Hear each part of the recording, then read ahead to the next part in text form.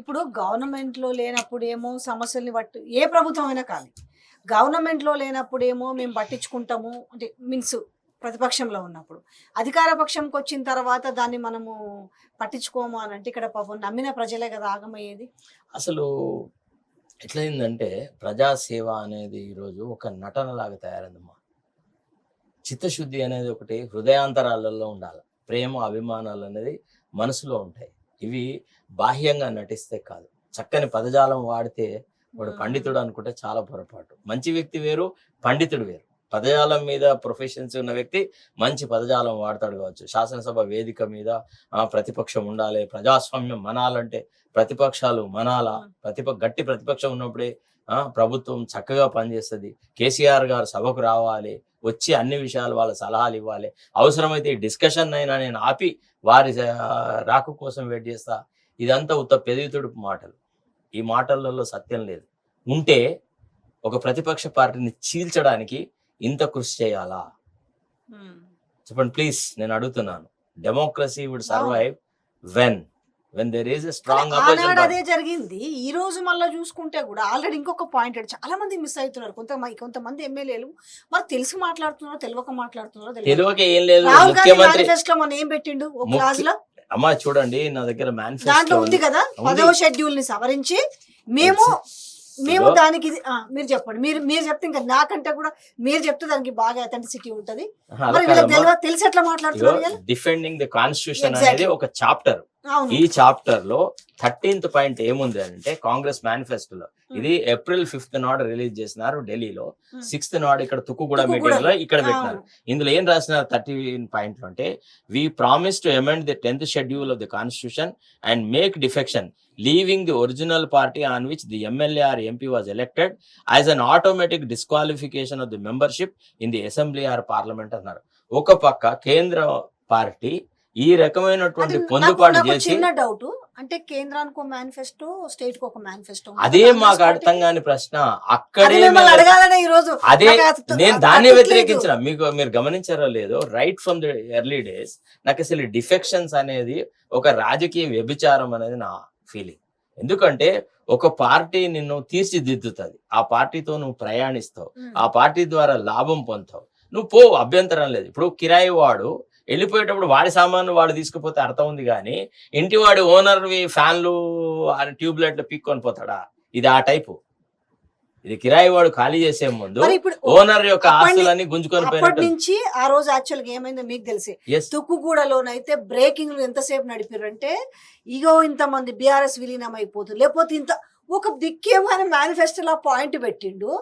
మరి ఏం జరిగిందో మొత్తానికి గంప గుత్తగా జాయిన్ అవుతున్నారు. తర్వాత మధ్యాహ్నం నుంచి అందరు నోట్లకెళ్ళి స్తబ్ద అయిపోయినారు. అది కాదండి, ఊహాజనితమైన సమస్యను సృష్టించి వాడన్నాడు వీడన్నాడు పార్టీ కూలిపోతుంది, చీలిపోతుంది, లేదా ప్రభుత్వం కూలిపోతుంది అన్న మాట, ఇది కేవలము ఒక అవకాశవాదపు రాజకీయమే.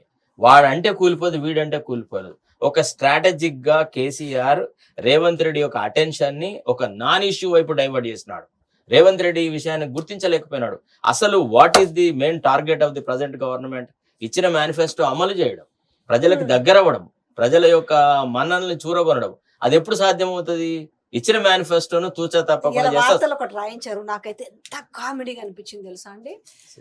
ఫ్రీ బస్సు వల్ల ప్రతి ఒక్క మహిళకి 3 నుంచి 5,000 ఆమ్దాని పెరిగిందంట. దాన్ని వాళ్ళు సేవ్ చేసుకుంటున్నారంట. మీరు మెయిన్ ఇవ్వాల్సిన 2,500 రూపాయలు మహిళలకి పక్కన పెట్టేసి, లేదంటే అదే బెనిఫిట్ అయిన మేజర్ స్కీమ్స్ అవి వాటిని పక్కన పెట్టి ఫ్రీ బస్ వల్ల మహిళలకు ఉపయోగం కలుగుతుందన్న వార్త వచ్చింది. ఈరోజు వీళ్ళు సర్వే చేసిరట కాంగ్రెస్ పార్టీ వాళ్ళు. క్వశ్చన్ చెప్పనమ్మా, ఇవాళ పత్రికలు కూడా రాజకీయ పార్టీల కంట్రోల్లో ఉన్నాయి. పత్రికలలో కరెక్ట్ విషయం వస్తుందన్న గ్యారంటీ లేదు. కొన్ని పత్రికలు కాంగ్రెస్ కి అనుకూలంగా ఉన్నాయి, కొన్ని పత్రికలు బీఆర్ఎస్ కి అనుకూలంగా ఉన్నాయి, కొన్ని ఛానళ్లు బీఆర్ఎస్ కి అనుకూలంగా ఉన్నాయి, కొన్ని ఛానళ్లు కాంగ్రెస్ కి అనుకూలంగా ఉన్నాయి. కాంగ్రెస్ పార్టీ కొన్ని యూట్యూబర్స్ పెట్టినారు, బీఆర్ఎస్ వాళ్ళు పెట్టినారు. సో ఇప్పుడు హ్యాబిట్స్ లో బస్సు కింద పిల్లి చచ్చిపోతే, ఫర్ ఎగ్జాంపుల్ పడి చచ్చిపోయింది అనుకో, మనం 4 పత్రికలు చదివితే ఒకడేమో పిల్లి లాంటి ఒక జంతువు చచ్చిపోయింది అంటాడు, ఒకడేమో కుక్క పిల్ల చచ్చిపోయింది. ఇట్లా మనం ఒక 5-6 పత్రికలు చదివితే బస్సు కింద పడ్డది పిల్లే అని నిర్ధారించుకునే స్థాయికి జర్నలిజం యొక్క స్టాండర్డ్ పడిపోయింది. పోయింది సార్. ఇవి పక్కన పెట్టినా కూడా నిజంగానే ఇప్పుడు రేవంత్ ఇప్పుడు రెడ్డి మీరు చెప్పిన వార్త ఎట్లాంటి మౌత్ పీస్ లో వచ్చిందమ్మా, ఒకసారి ఆలోచించండి. ఎట్లా సేవ్ అవుతుంది? ఈనాడు మహిళలు నిజంగా సెల్ఫ్ రెస్పెక్ట్ తో బస్సులలో ప్రయాణిస్తున్నారా? మన అంతరాత్మ ప్రబోధం ఇట్లా గుండెవే చేసుకొని చెప్పమానండి. ఎట్లా మాట్లాడుతుంది సార్? ఎంత నాస్టిగా కామెంట్ చేస్తుంది sir. To test whether this free bus service is really up to the dignity and decorum of women అని ఐ ట్రావెల్డ్. అక్కడ ఏం గవేసి అంటే వాళ్ళు మీరేం పైసలు కట్టలేదు, ఏం కట్టలేదు, మీరే అన్ని సీట్లలో కూర్చుంటే ఎట్లా, లేండి అంటున్నారు. అంటే ఈ రకంగా వ్యక్తులను అవమానపరిచేటువంటి పద్ధతిలో ప్రయాణం సాగుతున్నప్పుడు మహిళా మంత్రులు ఏం చేస్తున్నారు? అడుగుతున్నాను. చాలా పెద్ద పెద్ద విషయాలు చెప్పినారు కదా, మాటలేమో కోటలు దాటుతున్నాయి, చేతుల దగ్గరికి వస్తే ఎందుకు ఇంత దారుణంగా ఉంటుంది? చిత్తశుద్ధిగా అసలు ఈ మేనిఫెస్టో అనేది it is like a Bible to us. We are bound to implement it day by day. ఇప్పుడు ఈ పాయింట్ ఉంది కదా, ఇది వాళ్ళందరూ కూర్చొని పెద్దలు కూర్చొని ఆ రోజు ఖర్గే కావచ్చు, రాహుల్ గాంధీ కావచ్చు, సోనియా గాంధీ కావచ్చు, ప్రియాంక గాంధీ వాళ్ళ కోర్ కమిటీ అంతా కూర్చొని విశ్లేషణ చేసి ఆ పాయింట్లు పెట్టారు. ఆ పాయింట్లు బాగా ఇది పొందుపరిచి మరి ఈడ వాళ్ళకు కూడా తెలుసు కదా, మళ్ళీ ఇంకా ఆడొకరు ఈడొకరు. ఒక భయానకమైన వాతావరణం అక్కడ కాంగ్రెస్ హైకమాండ్కి ఏం చెప్తున్నారంటే, అసలు బీఆర్ఎస్ ని కనుక మనం విచ్చితి చేయకపోతే, బీఆర్ఎస్ ను నామరూపాలు చేయలేకపోతే రేపు ఇమినెంట్ గా మన ప్రభుత్వం కూలిపోద్దని ఒక చెత్త వాదన ఒకటి తీసుకొచ్చి అక్కడ కేంద్రంలో ఉన్నటువంటి నాయకత్వాన్ని కూడా తప్పుతో పట్టించేసేసి ఇక్కడ పార్టీలను విచ్ఛిన్నం చేస్తున్నారు. అసలు కాంగ్రెస్ కి ఆర్చర్ అయ్యేవాళ్ళు ఎవరండి? Communal forces headed by the BJP. అదే కదా, ఆ విషయాన్ని ఎందుకు మర్చిపోతున్నారు? అదే కదా, దట్ ఇస్ వేర్ నాకు ఒకటి అనిపిస్తుంది అండి, అనుకోండి నేను ఏడికి పోయినా కూడా బీజేపీకి పోయినా కూడా నేనే ఉంటా కాబట్టి ఆయన అనుకుంటున్నట్టుంది. నాకు పెద్ద ప్రమాదం బీఆర్ఎస్ నుంచే ఉంది, నాకు బీజేపీ నుంచి ప్రమాదం లేదేమోనని మేబీ మరి ఈ ముఖ్యమంత్రి అనుకుంటున్నాడేమో అని ఒక అంటే విధానం చూస్తుంటే అనిపిస్తుంది. That is your view of things. నేను అట్లాంటి I cannot subscribe to such a view. కాకపోతే ఒకటి మాత్రం ఉంది, అంటే ఈ నడవడికను గమనిస్తే whether the government in state of Telangana is pro BJP అనే ఫీలింగ్ అయితే వస్తుంది. ఎందుకు అంటే ఇద్దరు శత్రువులు మనకి ఆర్చరైవల్ ఎవరు? బీజేపీ. వీళ్ళ వల్ల దేశంలో రాష్ట్రంలో సర్వనాశనానికి దారితీస్తుంది. కమ్యూనల్ లైన్స్ లో ప్రజలను చెడగొడుతున్నారు. తర్వాత ఈ ఫిరాయింపులను ప్రోత్సహించి ఈడీని సిబిఐని వాడుకొని అన్ని పార్టీల విచ్చితికి వాళ్ళు కృషి చేస్తూ ఉన్నారు. అన్ని పార్టీలను సర్వనాశనం చేస్తున్నారు. దేశంలో ముఖ్యంగా కాంగ్రెస్కి ఎక్కువ నష్టం జరిగింది బీజేపీ వల్ల. మా కర్ణాటకలో మేము ప్రభుత్వం కోల్పోయినాం, మధ్యప్రదేశ్లో కోల్పోయినాం, గోవాలో కోల్పోయినాం, అస్సాంలో కోల్పోయినాం. ఇట్లా రకరకాలుగా ఎనలేని సేవ చేసినటువంటి పార్టీ నాయకులను, సీనియర్లను ఈడీ సిబిఐ ద్వారా బెదిరించి వాళ్ళ పార్టీలో చేర్చుకొని వాళ్ళకు పదవులు అంటగట్టి ఉంటారు. Latest event is Ashok Chavan. Ashok Chavan అయితే ఓపెన్ గా సోనియా గాంధీ గారికి ఫోన్ చేశాడని రాహుల్ గాంధీ గారే చెప్పినారు. ఏమని?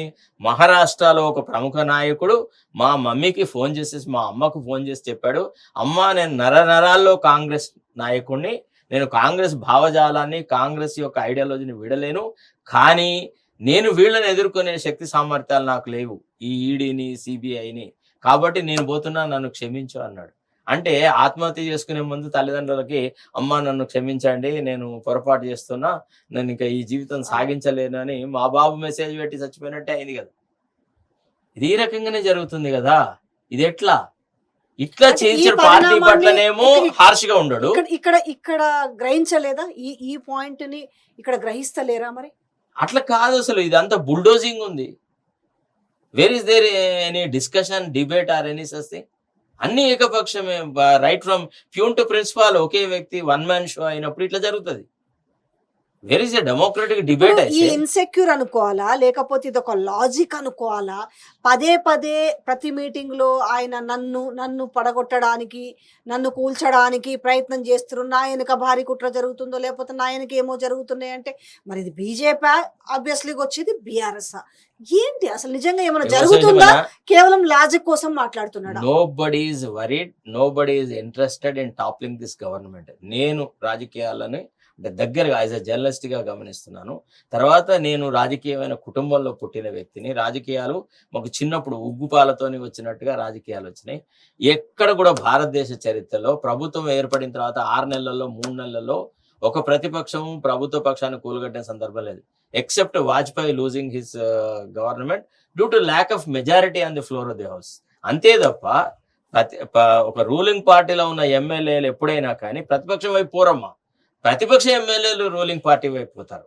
Power is a magnet, power వైపు వస్తారు. ఆనాడు కాంగ్రెస్ ఎమ్మెల్యేలు బీఆర్ఎస్కి పోయినారు కానీ బీఆర్ఎస్ ఎమ్మెల్యేలు కాంగ్రెస్కి వచ్చినారా? మనం అన్న మాట ఏంది, సంతలో పశువులను కొన్నట్టు కొంటున్నారు. బీఆర్ఎస్ కొన్నది, వాళ్ళని రాళ్లతో కొట్టి చంపాలా అన్నారు. వాళ్ళు పార్టీలు ఎట్లా మారుస్తారన్నారు.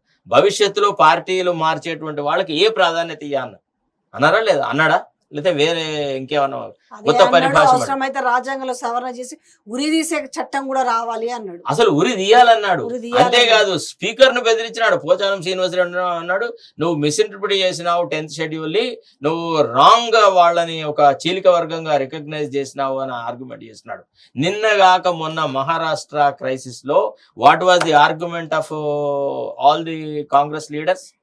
చిదంబరం గారు ఏం ఆర్గ్యూ చేసినారు, కపిల్ సిబ్బల్ ఏం ఆర్గ్యూ చేసినాడు, మహారాష్ట్ర చీలిక చాలా అనైతికము, అట్లెట్లా తయారవుతుంది, legislature party how can it be treated as a splinter group of the party అని. Legislature party is an auxiliary group, main party is main party, whips are appointed by the main party. That is what Maharashtra crisis judgement is all about. ఈ రోజు ఒక్కొక్కళ్ళను చేల్చుకోవడం, ఇది what kind of political sagacity is it? ఇదేమైనా అర్థం ఉందా అమ్మా? వాళ్ళ చెత్త మన ఇంట్లో బంగారం అవుతా? చెప్పండి. అంటే మీన్స్ ఎందుకు లాజిక్ ఏమన్నా అంటే నేను బతకడం కోసం ఏదో ఒకటి పని కోసం స్క్రాప్ అయినా ఓకే నాకు. అంటే ఈజ్ ఇట్ ఎనిమల్ ఎగ్జిస్టెన్స్? అనైతికంగా ప్రభుత్వాన్ని కొనసాగించే కంటే నైతికంగా ప్రభుత్వాన్ని వదిలెట్టడం ద్వారా మళ్ళీ పవర్లోకి వస్తారు. ఆనాడు అటల్ బిహారీ వాజ్పేయి ప్రభుత్వాన్ని అనైతికంగా జయలలిత ప్రోద్బలంతో కూలగొడితే వాజ్పేయి గారు ఏమన్నారు? జో తరీఖా ఆప్ అప్నారే ఏ బహుత్ గలత్ హై అన్నాడు. But anyway you will reap the harvest of what you are doing. Toppling of the government is not in keeping with the democratic ethos అన్నాడు. జరిగిందా? సర్వనాశనమైందా కాంగ్రెస్? బీజేపీ పవర్లోకి వచ్చిందా 2014 నుంచి? ప్రతి రాష్ట్రంలో కాంగ్రెస్ని వక్కలు తుక్కలు చేసినారు, పీసెస్గా విడగొట్టినారు. దీనికి అంతకు కారణం ఏంది? ఓన్లీ డిఫెక్షన్సే కదా, వేరే ఏమైనా ఉందా? లాలూచి చూపెట్టి కాంగ్రెస్ సభ్యులను వాళ్ళ పార్టీలో చేర్చుకొని నాశనం చేసిందా? ఏది కేంద్రంలో తప్పో అది రాష్ట్రంలో ఎట్లా మెరుగైన విధానం? చెప్పండి ఒక మాట. రాహుల్ గాంధీ గారు చెప్తారు, ప్రియాంక గాంధీ గారు చెప్తారు, మొన్న మల్లికార్జున ఖర్గే గారు చెప్పినారు, మొత్తం దేశం లోపల 400 మంది 11 ఎమ్మెల్యేలను బీజేపీ తన ఫోల్డ్లో చేర్చుకుంది. తద్వారా ఈ ఏదైతే ఒక లాఫ్టీ ఆబ్జెక్ట్తో మేము 10th షెడ్యూల్ను తయారు చేసినామో under the stewardship of late Rajiv Gandhi, దానికి తూట్లు పొడిచారు. ఈ డిఫెక్షన్ లాను మేము అమెండ్ చేయబోతున్నాము. రాజకీయమైనటువంటి ఈ రకమైన వ్యభిచారాన్ని మేము కొనసాగనీయము. భవిష్యత్తులో మా పార్టీ అంటే అధికారంలోకి వస్తే ఆటోమేటిక్గా పార్టీ మారిన మరుక్షణమే ఆ వ్యక్తి తన సభ్యత్వాన్ని కోల్పోయేలాగా రాజ్యాంగ సవరణ చేస్తామని దేశ ప్రజలందరికీ దేశ రాజధాని నుంచి ప్రామిస్ చేసి రాష్ట్రాలకు వచ్చేటప్పటికి మనం ఈ పనులు చేస్తే దీన్ని ఎవరు సహజంగా కాంగ్రెస్ వాది ఇష్టపడతారు చెప్పండి? ఈనాడు పార్టీలో లేదా సిమ్మరింగ్ డిస్కాంట్. నిన్న మా ఊర్లోనే చెన్నూరులో, అంటే ఎక్కడి నుంచి అయితే Vivek Venkata Swamy is our MLA, నిన్న మా పార్టీ కార్యకర్తల మీటింగ్ జరిగింది అక్కడ ఒక ప్రముఖ నాయకుడి మ్యారేజ్ హాల్లో. అక్కడ కార్యకర్తలందరూ బూతులు తిట్టినారు. ఇప్పుడు కొత్త వాళ్ళని చేర్చుకుంటే నథింగ్ డూయింగ్. అంటే మా వల్ల రాలేదా? 39,500 మెజారిటీ సాధించి ఇచ్చినాము, మాలో ఏం లోపం ఉందని కొత్త వాళ్ళని చేర్చుకున్నారు అన్నారు. ఇప్పుడు వీళ్ళు అలవాటు పడ్డారమ్మా, బీఆర్ఎస్ వాళ్ళు అవినీతికి అక్రమాలకు అలవాటు పడ్డారు. వాళ్ళు ఏమైనా కాంగ్రెస్ ఐడియాలజీతో అట్రాక్ట్ అయ్యి వచ్చి చేరుతున్నారా? ఇక్కడ వస్తే మళ్ళా గదే ఇసుక దందా చేయొచ్చు, మళ్ళా గదే రైస్ స్మగ్లింగ్ చేయొచ్చు, మళ్ళీ గదే భూములు కబ్జా పెట్టచ్చు. చాలా అఫెన్సెస్ లో మేము ఇన్వాల్వ్ అయి ఉన్నాము. నిజమైన నిష్పక్షపాతమైన ఎంక్వైరీ జరిగితే మా అందరికి రేపు చిప్పకూడు తినాల్సి వస్తుందనే కదా వాళ్ళు వచ్చి చేరేది. చెప్పండి. దానం నాగేందర్ నిజంగా అడుగుతున్నా నేను కూడా, అంటే ఈ లాజిక్ మిస్ అవుతున్నారా? మిస్ అవ్వడం ఏం లేదమ్మా. ఇప్పుడు సీనియర్ లీడర్ ఓ బట్టికి తెలియదా, సీనియర్ లీడర్ ఓ ఉత్తమ్ కుమార్ రెడ్డికి తెలియదా, సీనియర్ లీడర్ ఓ కోమటిరెడ్డి వెంకటరెడ్డికి తెలియదా, చాలా మంది ఉన్నారు, ఇంకా శ్రీధర్ బాబు నాయుడు. వీళ్ళందరికి ఇష్టం ఉందా లేకపోతే ఒక ఏకపక్ష నిర్ణయంతో జరుగుతుందా, అసలు సొంత పార్టీ వాళ్ళ వల్ల ప్రాబ్లం ఉందా, నిజంగానే బీఆర్ఎస్ బీజేపీ కలిసా, లేకపోతే ఏంది అసలు ఈ మెస్సీ వ్యవహారం ఏంటి? ఇప్పుడు మహాభారతంలో శిశుపాలుని సంగతి మీకు తెలుసు. 100 తప్పులు అయ్యే వరకు అందరూ సమంగానే ఉంటారు.